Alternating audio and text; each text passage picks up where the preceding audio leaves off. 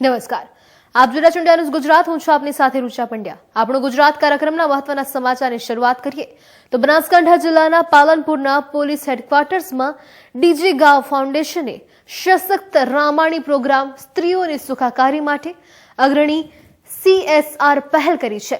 DG ગાંવ foundation એ એક બિન લાભકારી પહેલ છે જે ડિજિટલ નવીનતા, શિક્ષણ અને ટકાઉ ઉકેલો દ્વારા ગ્રામીણ જીવનને પરિવર્તન કરવા માટે સમર્પિત છે. આની સાથે સાથે જ બનાસકાંઠા જિલ્લાની 10 શાળાઓમાં સોલાર આધારિત RO પ્લાન્ટ પણ પૂરું પાડવામાં આવેલ છે. શાળાઓ સોનગઢ પ્રાથમિક શાળા, કરજોડા પ્રાથમિક શાળા, જસપુરિયા પ્રાથમિક શાળા, SDL શાહ ઉચ્ચતર માધ્યમિક શાળા, નારાસણ પ્રાથમિક શાળા, મગરવાડા પ્રાથમિક શાળા, ગણેશપુરા પ્રાથમિક શાળા વગેરે આમાં સમાવિત છે. શિક્ષણ અને કનેક્ટિવિટી માટે શેઠ શ્રી TP હાઈસ્કૂલ અને બાલારામ સઘન ક્ષેત્ર જેવી શાળાઓમાં મફત વાઈફાઈની પણ સ્થાપના કરાઈ છે. વિદ્યાર્થીઓ માટે ડિજિટલ સાક્ષરતામાં અહીં વધારો કરાયો છે. नमस्कार, मैं मोनिशा दास.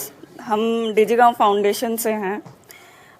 पिछले 2 साल से हम पालनपुर में वुमेन एम्पावरमेंट के ऊपर काम कर रहे हैं और साथ ही साथ सस्टेनेबल डेवलपमेंट के ऊपर काम करते हैं.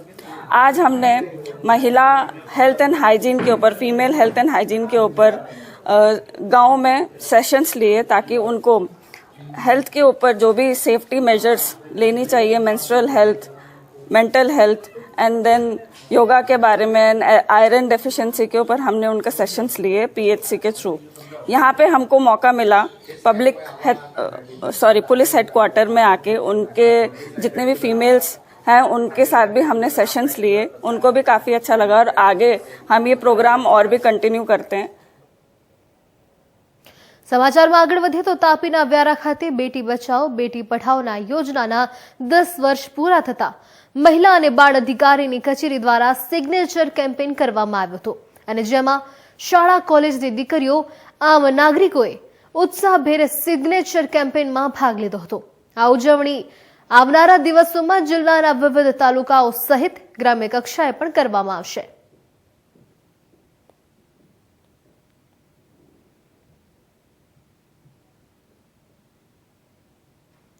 વાલિયા SRP દળ જૂથ 10માં પોલીસ કોન્સ્ટેબલ તરીકે ફરજ બજાવતા 36 વર્ષીય સંજય કુમાર રસિકભાઈ ગામિત PSI ની ભરતી પરીક્ષામાં ઉપસ્થિત થયા હતા. સવારે પ્રથમ બેન્ચમાં 5 કિલોમીટરની દોડ દરમિયાન સવારે 4:45 વાગે તેઓ અચાનક જ બેભાન થઈ ગયા હતા.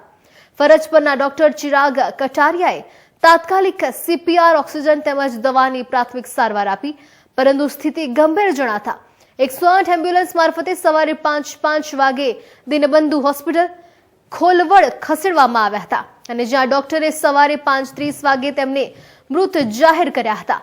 તાપી જિલ્લાના વ્યારા તાલુકાના ચીખલવાવ ગામના વતની સંજય કુમારના પરિવારજનોને ઘટનાની જાણ કરવામાં આવી હતી. મૃતદેહને વધુ કાર્યવાહી માટે CHC હોસ્પિટલ કામરેજ ખાતે ખસેડવામાં આવ્યો હતો. આ કરુણ ઘટનાએ પોલીસ વિભાગમાં શોકની લાગણી ફેલાવી છે.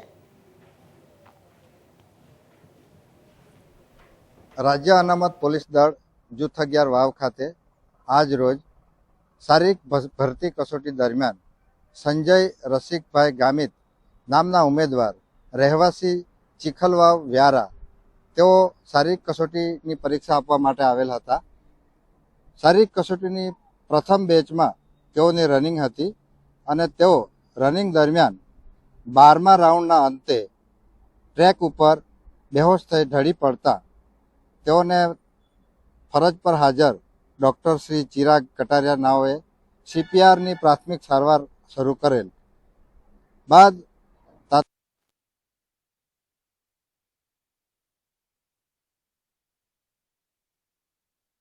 સુરેન્દ્રનગરથી મહત્વના સમાચાર મળી રહ્યા છે. પાટડી ગેસ ગળતરની ઘટનામાં 2 યુવકોના મોત મુદ્દે નગરપાલિકાના ચીફ ઓફિસર સહિત 3 અધિકારીઓ પર કાર્યવાહી હાથ ધરવામાં આવી છે. ચીફ ઓફિસર SI અને કોન્ટ્રાક્ટર સામે ગુનો દાખલ કરવામાં આવ્યો છે. મૃતક કર્મચારીઓને સેફટી વગર, સાધન સામગ્રી વગર જ પમ્પિંગ સ્ટેશનમાં ઉતારવામાં આવ્યા હોવાનો ધડાકો થયો છે. ગેસ ગળતર થઈ જતા બંને યુવકના મોત નીપજ્યા હોવાનું સામે આવ્યું છે. બેદરકારી મુદ્દે ચીફ ઓફિસર મોસમ પટેલ, એસઆઈ હર્ષદભાઈ અને કોન્ટ્રાક્ટર સંજય પટેલ સામે ગુનો નોંધાયો છે. પોલીસે વધુ તપાસ હાથ ધરી છે. સલામતીના સાધન વગર જ સફાઈ કર્મચારીઓ કામ કરતા હોવાનો ધડાકો થયો છે.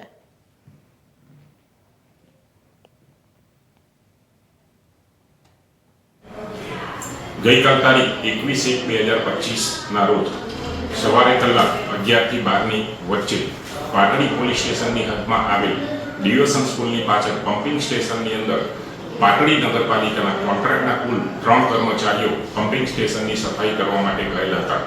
આ દરમિયાન પમ્પિંગ સ્ટેશનની અંદર ગટર મારેલ ગેસની ગુંડામણના કારણે 3 ઈસમોમાંથી કુલ 2 ઈસમ ચિરાગભાઈ પાટડિયા તથા જયેશભાઈ પાટડિયા નાઓ અવસાન પામેલ અને આ કામે મદદમાં ગયેલ ચેતનભાઈ પાટડિયા તેઓને થોડી ઈજા થયેલ અને સારવાર દરમિયાન તેઓને રજા આપવામાં આવેલ છે.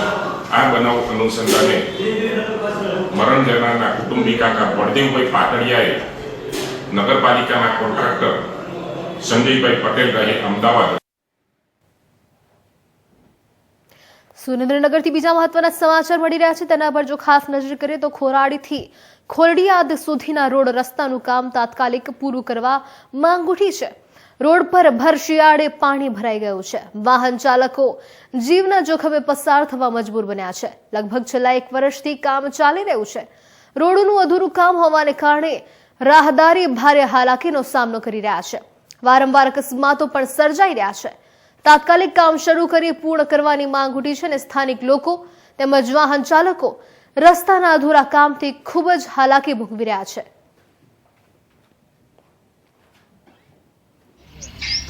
મારું નામ પ્રવીણભાઈ છે, ખોલડિયાદના રહેવાસી. અને આ રસ્તો રહ્યો ને આપણે ખોલડિયાદથી ખેરારી સુધી જાય છે અને 1 વર્ષ પહેલા મંજૂર થયો છે અને લગભગ 6-7 મહિનાથી કામ ચાલુ થયું છે અને કોઈ હજી આને સંભાળ લેતું નથી.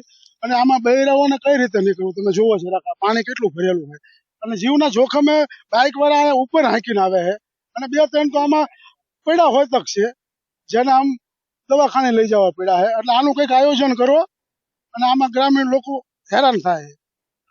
તો ખેરાળી થી ખોલડિયા સુધીનો 12 મહિનાથી કામ ચાલુ કર્યું છે, બંધ પડ્યા છે અને કોઈ જ નથી કર્યા. દિવાલો કરી ખાલી અને ગામ પાદર અમારે પાણી છે ને 600-700 ફૂટનો કોઈ જ છે. અહીંયા પાણી ભર્યા છે અને ખાંદણ છે અને લેડીઝ બૈરા તો નીકળી ન શકતા પુલું લઈને. હા, એટલે આ મુશ્કેલી છે.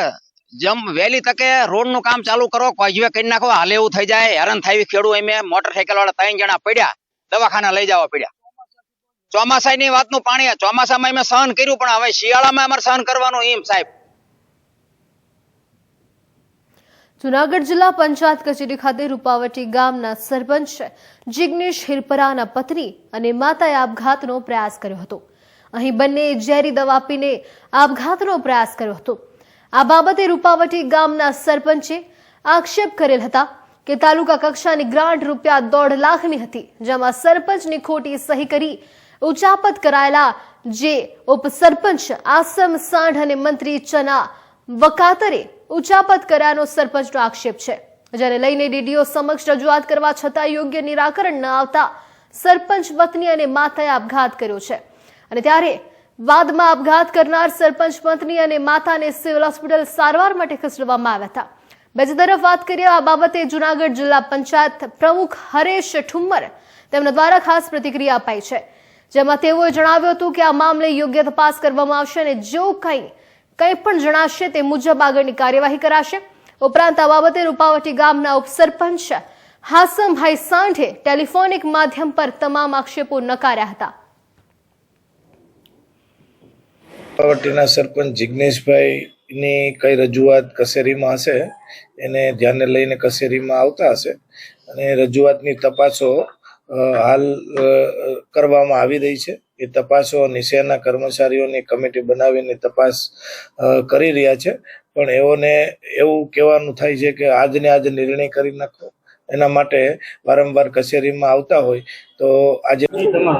મારું નામ જિગ્નેશભાઈ પરસોત્તમભાઈ હિરપરા. હું રૂપાવટી ગામનો ચાલુ સરપંચ છું અને મારા મમ્મી અને મારા પત્નીએ જિલ્લા વિકાસ અધિકારીને અમે વારંવાર રજૂઆત કરવા જાતા હાસમ જુસબ અને મહેશ કેશવ અને ઇમ્તિયાઝ ઈશા દ્વારા અમને જાનથી મારી નાખવાના હુમલા કરવામાં આવેલ છે અને એ લોકોએ મોટા પાયે ઉચાપત કરી છે અને દબાણ કર્યું છે. એની અમે કાર્યવાહી કરીએ એટલે અમને હીખે જીવવા નથી દેતા અને અમારી માથે હુમલા કરે છે અને ખોટા કેસ કરી અને અમને ફસાવે છે. અને પોલીસ વિભાગ અમારી એક પણ અરજી લેતા નથી. એટલે અમે જિલ્લા વિકાસ અધિકારીને કાલે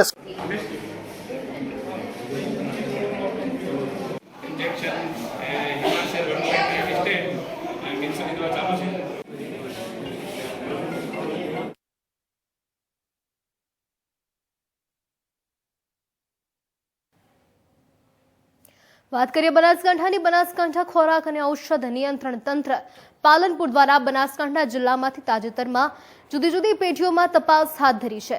હાથ ધરીને ખાસ ઘી અને ખાદ્ય તેલના 15 નમૂના લઈ ચકાસણી અર્થે મોકલવામાં આવ્યા હતા, જે સબ સ્ટાન્ડર્ડ જાહેર થતા કાયદેસરની કાર્યવાહી હાથ ધરવામાં આવી હતી. બનાસકાંઠા ખોરાક અને ઔષધ નિયંત્રણ દ્વારા ડીસા, જગાણા, ચડોતર, પાલનપુર સહિત અનેક જગ્યાઓ પર આવેલી કુલ 5 જેટલી પેઢીઓમાં તપાસ કરવામાં આવી હતી. કુલ 15 જેટલા નમૂનાઓ લેવામાં આવ્યા હતા અને જેમાં ખાદ્ય તેલમાં સોયાબીન તેલના ધોરણો મુજબ ન હોવાનું સામે આવ્યું છે, તેમજ મગફળી તેલના ધોરણ મુજબ ન હોવાનું સામે આવ્યું હતું. તેમજ વાત કરીએ ઘીમાં વેજીટેબલ ફેટની હાજરી હોવાની તેમજ ઘીના ધારા ધોરણ મુજબનું ન હોવાનું સામે આવતા તમામ મુદ્દામાલ સીઝ કરી 15 જેટલા નમૂનાઓ ચકાસણી અર્થે લેબોરેટરીમાં આપવામાં આવ્યા છે, જે સબ રજિસ્ટ્રાર જાહેર થયા બાદ જેથી મુદ્દામાલ સીઝ કરીને તેમની સામે કાયદેસરની કાર્યવાહી હાથ ધરવામાં આવી રહી છે.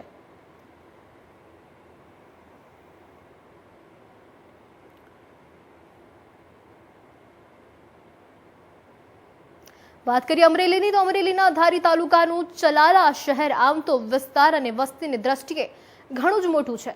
આજુબાજુના ગ્રામ્ય વિસ્તારમાંથી ખરીદી માટે અહીં આવે છે અને ત્યારે અહીં આશ્ચર્યની વાત તો તે છે કે હાલમાં સરકારી હોસ્પિટલ અહીં આવેલ છે તે ખૂબ જ જર્જરિત હાલતમાં છે.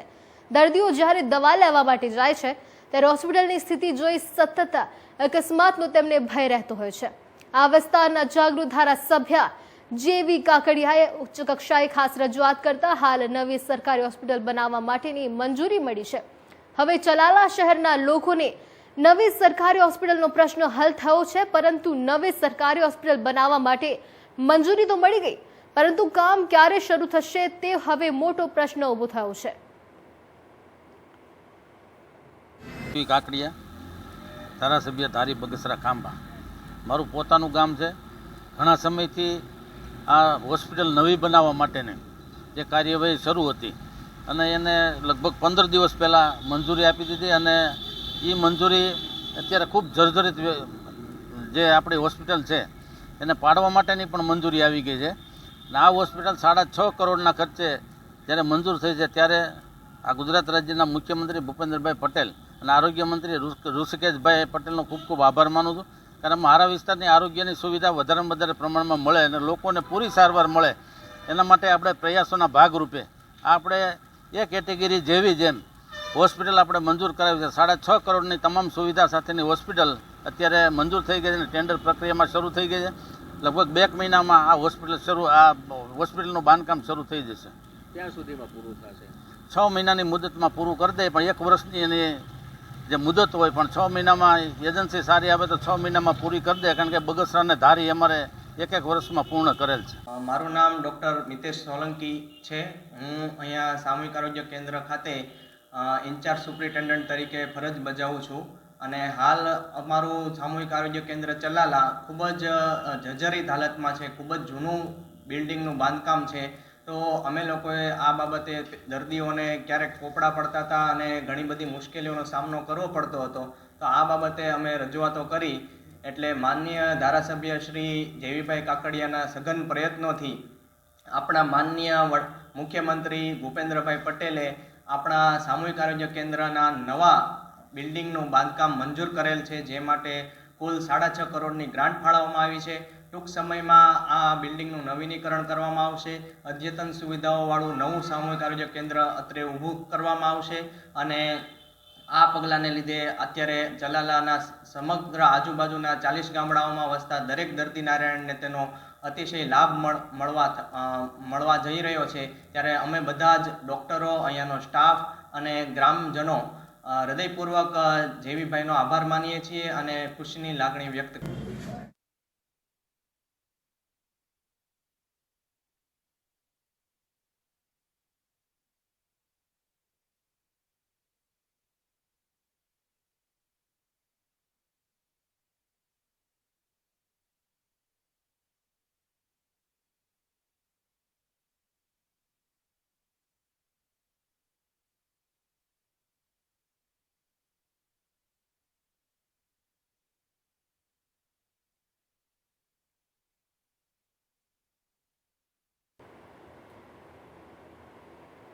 વાત કરીએ ભિલોડાની તો ભિલોડાના ઘંટી ગામ પાસે એક અકસ્માત સર્જાયો છે. કાર અને બાઇક વચ્ચે અકસ્માત સર્જાયો છે.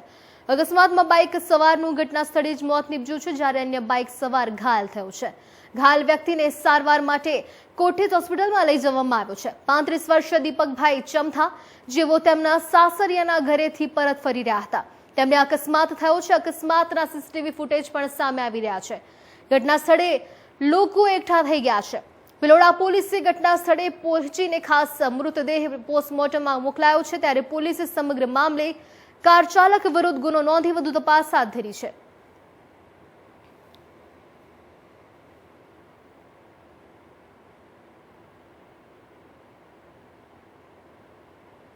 પ્રયાગરાજથી જૂનાગઢ શહેર ભાજપ પ્રમુખ દ્વારા એક વિડીયો સંદેશ રિલીઝ કરવામાં આવ્યો છે. જૂનાગઢ મનપાની ચૂંટણી જાહેર થતા જૂનાગઢ શહેર ભાજપ પ્રમુખ પુનિત શર્માએ એક પ્રતિક્રિયા આપી છે, તો ચાલો તે સાંભળીએ. રોજ ગુજરાત ચૂંટણી પંચ દ્વારા નગરપાલિકા, તાલુકા પંચાયત, જિલ્લા પંચાયત અને એક કોર્પોરેશનની ચૂંટણીનું જાહેરનામું પ્રસિદ્ધ કરવામાં આવ્યું છે. તેના ભાગ સ્વરૂપે જૂનાગઢ કોર્પોરેશનની પણ ચૂંટણી તારીખ નક્કી થઈ ચૂકી છે. આગામી દિવસોમાં 16 તારીખે મતદાન કરવાનું છે. જૂનાગઢની જનતા ઉપર અમને ખૂબ વિશ્વાસ છે. આદરણીય પ્રધાનમંત્રી આદરણીય નરેન્દ્રભાઈ મોદી સાહેબ, ગુજરાતના મુખ્યમંત્રી આદરણીય ભૂપેન્દ્રભાઈ પટેલ અને ગુજરાતના સંગઠન પ્રમુખ આદરણીય CR પાટીલજી અને મહામંત્રી રત્નાકરજીની માર્ગદર્શનમાં આગામી કોર્પોરેશનની ચૂંટણી લડાવવાની છે. ગઈ વખતે 60માંથી 54 સીટ સાથે ભારતીય જનતા પાર્ટીનું કોર્પોરેશનમાં અત્યારે શાસન ચાલી રહ્યું હતું. જે રીતે વિકાસના કામ કર્યા છે અને જૂનાગઢની જનતા વિકાસ સાથે અને ભારતીય જનતા પાર્ટીની વિચારધારા સાથે અમારી સાથે રહેશે એવો મને પૂર્ણ ભરોસો છે. આજે યોગાનું યોગ પ્રયાગરાજ ખાતે મા ગંગાના આશીર્વાદ લેવા અને સાધુ સંતોના આશીર્વાદ લેવા માટે પ્રયાગરાજ ખાતે ઉપસ્થિત હતો. એ દરમિયાન ચૂંટણી પંચ દ્વારા આ જાહેરનામું પ્રસિદ્ધ કરવામાં આવ્યું છે. હું જૂનાગઢની જનતાથી મને ખૂબ વિશ્વાસ છે કે આગામી દિવસોમાં પણ આ વખતે પણ ભારતીય જનતા પાર્ટીનું શાસન આપણે કોર્પોરેશનમાં આવશે. ચૂંટણી પંચે આજે 4:30 વાગે પત્રકાર પરિષદની અંદર ગુજરાતમાં ઘણા દિવસથી વાત હતી, તો બધી લગભગ 75 નગરપાલિકા, તાલુકા પંચાયત અને જૂનાગઢ કોર્પોરેશનની પણ ચૂંટણી ડિક્લેર કરી છે. ખૂબ સારી વાત છે. અમે આખું ભારતીય જનતા પાર્ટી એને વધાવીએ છીએ. ખાસ કરીને જૂનાગઢની જ વાત કરું તો 5 વર્ષની અમારી બોડી દરમિયાન લગભગ 1200 કરોડ રૂપિયા જેવા કામ થયા છે. જે કામ થયા છે એમાં લગભગ 700-800 કરોડના જમીનની અંદરના કામ થયા છે. 350 કરોડ રૂપિયા ભૂગર્ભ ગટરના લગભગ બધા વિસ્તારની અંદર પતી ગઈ. બીજા 350 કરોડ જે ગ્રાન્ટ આપી હતી સરકારે, એ પાઇપલાઇન જોડવાની આપી હતી, એ પણ મેજોરિટી કામ થઈ ગયા. એના પછી જે આજે રેલવેનો મોટો પ્રશ્ન હતો ફાટકનો, જોશીપરાનો, તેમાં પણ 80 કરોડના ખર્ચે સરકારે જે આખી ડિઝાઇન બનાવી હતી એનું કામ પણ ચાલુ થઈ ગયું. નરસિંહ મહેતાનું તળાવ, એ પણ 80 કરોડના ખર્ચે લગભગ કામ પૂર્ણતાના આરે છે. ઉપરકોટમાં પણ 80 કરોડના ખર્ચે જે રીતે કામ થયું ને, અત્યારે લાખો લોકો ખાસ ઉપરકોટ જોવા આવે. એ જ રીતે ભવનાથનું તમે ડેવલપમેન્ટ જો, 115 કરોડ રૂપિયા ધારાસભ્યશ્રીએ જ્યારે મંજૂર કરાવ્યા, તો છેટ અત્યારે પણ એની લાઇટનું કામ તો ચાલુ છે, પણ ઉપર સુધી પાણી પહોંચી જાય એની પણ વ્યવસ્થાના કામ ચાલુ છે. ટૂંકમાં કહું તો જૂનાગઢની અંદર એક વિસ્તાર એવો નહીં હોય કે જ્યાં કામ અત્યારે પણ ચાલુ છે. અને આ બધા ભારતીય જનતા પાર્ટીના સ્ટેન્ડિંગ કમિટીના ચેરમેન હરેશભાઈ પરસાણા, શહેર પ્રમુખ પુનિતભાઈ અને અમારી આખી ટીમે આ બધા કામ મંજૂર કર્યા હોય. એક કામ મંજૂર કરાવવાની અને હારવાર તાત્કાલિક કામ ચાલુ થાય, એ પણ મોટી જવાબદારી છે. અત્યારે પણ જૂનાગઢમાં લગભગ ઘણા વિસ્તારમાં કામ ચાલુ પણ છે. જે કામ છે એના ટેન્ડર પણ અમે કર્યા હતા, ટેન્ડર ખોલાવ્યા હતા, પણ અમે અત્યારે જે કમિશનર કામ કરે છે, કારણ કે વહીવટદારે કોઈ નિર્ણય ન લઈ શકે, પણ જે અમારા મંજૂર થયેલા કામ છે એ જ કામ અત્યારે ચાલુ છે. જૂનાગઢની અંદર 4 જગ્યાએ તમે જે ગંદા પાણીનો નિકાલ થાય અને શુદ્ધ જ પાણી આવે અને શુદ્ધ પાણી પણ તમે એને પણ ખેડૂતોને પણ આપી શકો. 4 જગ્યાએ અમારા જે સ્ટેશનો બન્યા છે. ખરેખર ભારતીય જનતા પાર્ટી ચૂંટણીની પૂરી તૈયારીમાં જ હોય. તૈયારી એટલે કે પ્રજાને બધી ખબર છે. ગામમાં કામ થયા હોય તો ખાડા થાય ને, પણ ગામમાં કામ થયા છે એ બધાને ખબર છે. કામ અત્યારે પણ જે ચાલુ છે, હજી પણ અમારા આવ્યા પછી પણ બોડી આવવાની, જે ઓલે વખતે રિઝલ્ટ આવ્યું હતું એવું જ રિઝલ્ટ આવવાનું છે. હરેક મતદાર જાગૃત છે અને ખબર છે કે કેન્દ્ર સરકાર, ગુજરાતની સરકાર ને કોર્પોરેશન જે ત્રણેય એક થઈને કામ કરે છે એનું જ રિઝલ્ટ છે. ખરેખર હું ચૂંટણી પંચને ખૂબ ખૂબ ધન્યવાદ આપું છું અને ભારતીય જનતા પાર્ટી કાયમ માટે પ્રજાની ભેગી રહી ને પ્રજા પણ ભારતીય જનતા પાર્ટી ભેગી જ રહે એવો મને પૂરો વિશ્વાસ છે. ભારત માતા કી જય, વંદે માતરમ, જય જય ગરવી ગુજરાત. વલસાડના ભિલાડ રેલવે સ્ટેશન સંઘ પ્રદેશ અને મહારાષ્ટ્રને જોડતું રેલવે સ્ટેશન સાથે વાત કરીએ. ખાસ સેલવાસના 50 કિલોમીટરના અંતરે ઔદ્યોગિક વસાહત સાથે મહારાષ્ટ્રના અછાડ ઔદ્યોગિક વસાહત તથા સરી ગામની ઔદ્યોગિક વસાહત વધુ હોવાને કારણે સુરતથી લઈ મુંબઈ સુધી અપડાઉનની મુસાફરી કરવા માટે ટ્રેનોનો સ્ટોપેજનો અભાવ રહેવાના કારણે ખૂબ જ મોટી સમસ્યા સર્જાતી હોય છે. અગાઉ કોરોના કાળ પહેલા લગભગ ટ્રેનો મુંબઈ અને સુરત સુધી કાર્યરત હોવાના કારણે મુસાફરોને મહત્તમ રાહત મળી રહી હતી.